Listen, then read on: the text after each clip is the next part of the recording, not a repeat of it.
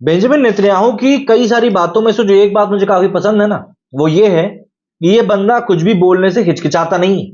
जो बोलना है मुंह पे बोलेगा। उसने भी कहा था कि गाजा को हम मिट्टी में मिला देंगे, और जो वो कर रहा है उससे लग भी यही रहा है कि ये लोग इसको मिट्टी में ही मिला देंगे। मतलब आपको समझना पड़ेगा एक बार कि चीजें किस तरीके से बदतर हो रही हैं। लेकिन उसके बावजूद भी इजराइल का जो प्रधानमंत्री है वो इजराइल के नागरिकों की सुरक्षा के लिए बिल्कुल फर्म स्टैंड लेकर खड़ा हुआ है। फिलिस्तीन जो कि कहता तो है कि हम विक्टिम हैं, लेकिन आपको ये चीज जाननी पड़ेगी कि इनके ऊपर कितनी बार इजराइल ने हमला किया पहले। फिलिस्तीन जो है वो हमेशा से ही यहूदियों को खत्म कर देना चाहता था। वो नहीं चाहता था कि इजराइल वहां पर रहे। तो ऐसा नहीं कि मन में इनके चोट नहीं है, बस बात है कि कमजोर पड़ गए और कमजोर हैं इसीलिए रो रहे हैं। और अगर तुमको वाकई में शांति चाहिए तो रॉकेट क्यों दाग रहे हो? पहली बात तो वही है। लेकिन फिर बात वही आ जाती है ना कि इनको समझाए कौन। खैर, हमास के लड़ाकों ने 7 अक्टूबर को जब शबात के दिन, मतलब जो यहूदियों का छुट्टी का दिन होता है, इजराइल में घुसकर हमला किया था, तब हर कोई हैरान रह गया था। अत्याधुनिक सेना, तकनीक और हथियारों से लैस इजराइल को भी इस हमले की उम्मीद थी ही नहीं, या यूं कहें इंटेलिजेंस फेलियर इनका हो गया। इसके बाद इजराइल की तरफ से जो जवाबी कार्रवाई की जा रही है उसमें हमास के कई ठिकाने अभी तक खत्म हो चुके हैं। हमास के हमले के बाद शुरू हुई जंग लगातार छठे दिन भी चालू है।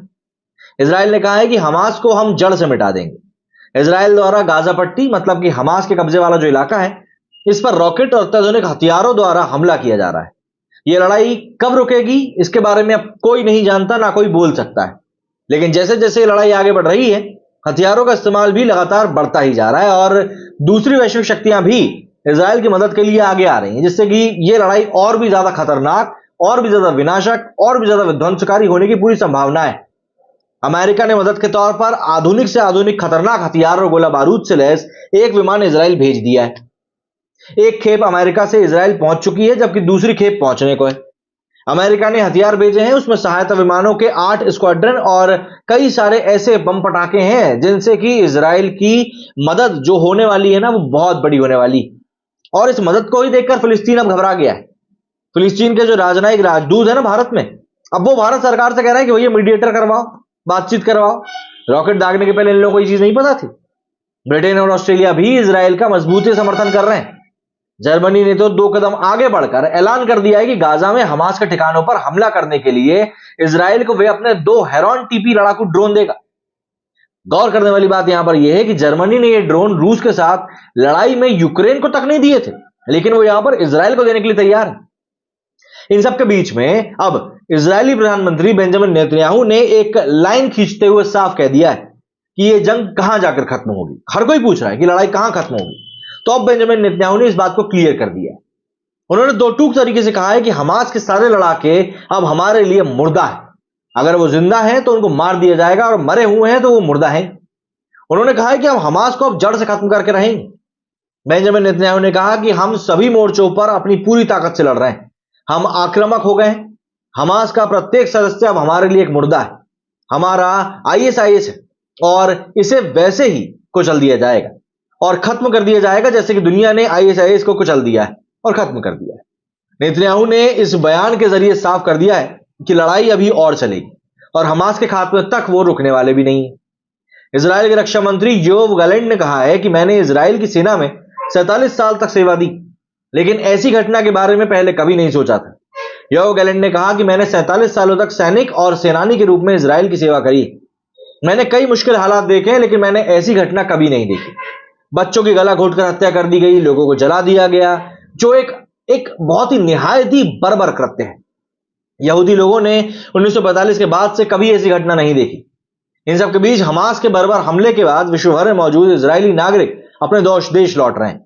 अमूमन आपने देखा होगा कि लोग देशों से भागना शुरू कर देते हैं, लेकिन ये जो इजरायली लोग वापस जा रहे हैं ना, इसके पीछे बड़ा कारण है, क्योंकि ये लोग अब बंदूक थामकर इजराइल की सेना की तरफ से हमास के खिलाफ लड़ाई के मैदान में उतरने के लिए आतुर है।